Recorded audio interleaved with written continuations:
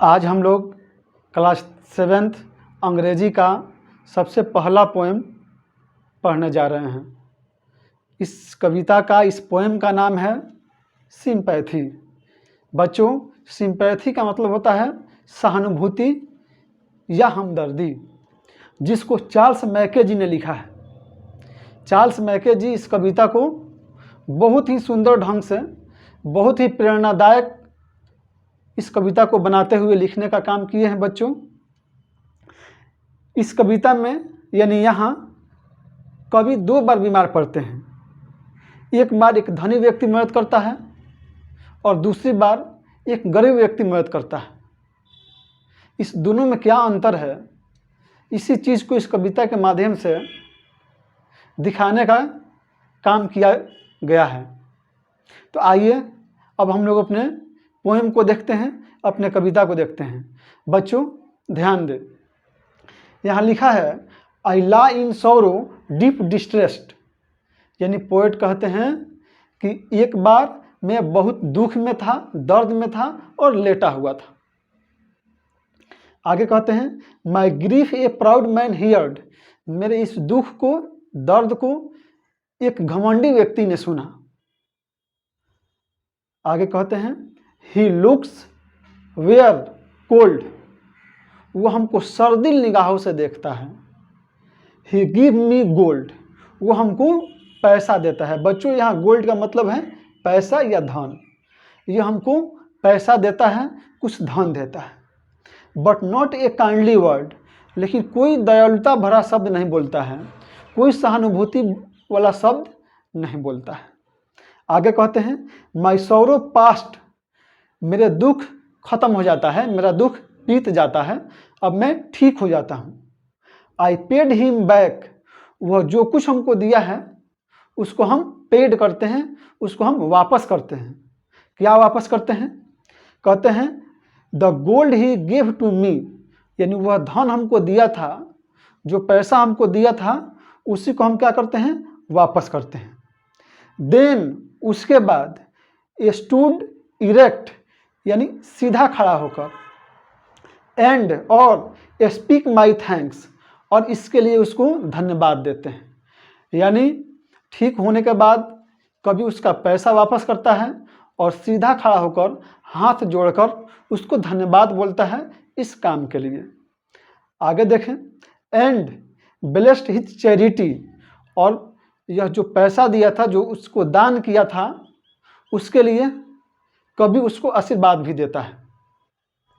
आगे देखते हैं बच्चों, I lay in want in grief and pain, कवि कहते हैं मैं पुनः दूसरी बार दर्द में था, दुख में था और पड़ा हुआ था।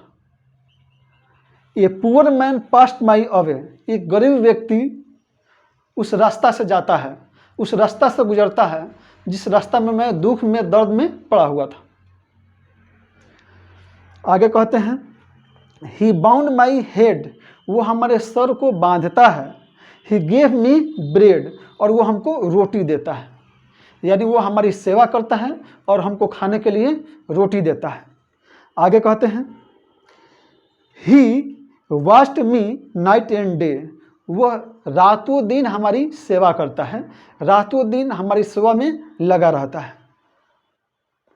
आगे कहते हैं लेखक सोचते हैं how shell I paid him back again, अब मैं इस चीज को कैसे वापस करूंगा।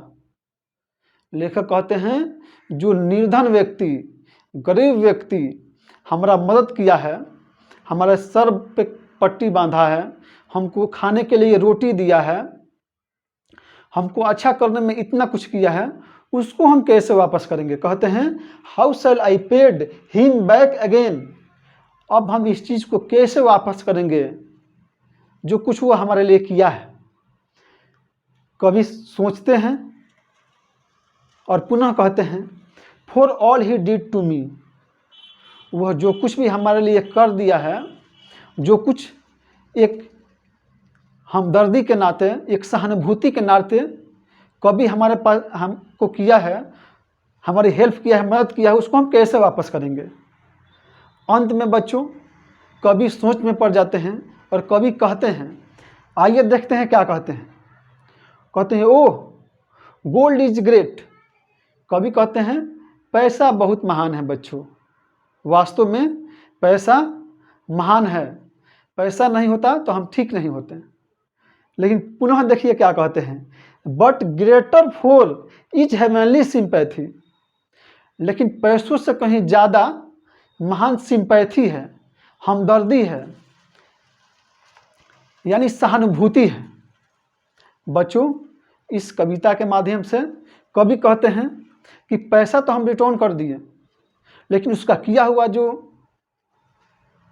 शारीरिक परिश्रम था, शरीर से जो हम मेहनत करके हमको ठीक किया था, उसको हम चाह कर भी वापस नहीं कर सकते हैं।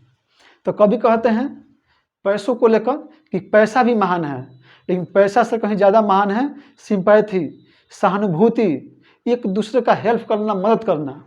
बच्चों इस कविता के माध्यम से हमको क्या प्रेरणा मिली, हमने क्या सीखा, आप लोग अच्छी तरह से इसको नोट कीजिए और इस कविता के जैसे अपने आप को उतारने का प्रयास कीजिए, उस गरीब व्यक्ति की तरह, उस निर्धन व्यक्ति की तरह। धन्यवाद बच्चों, थैंक यू।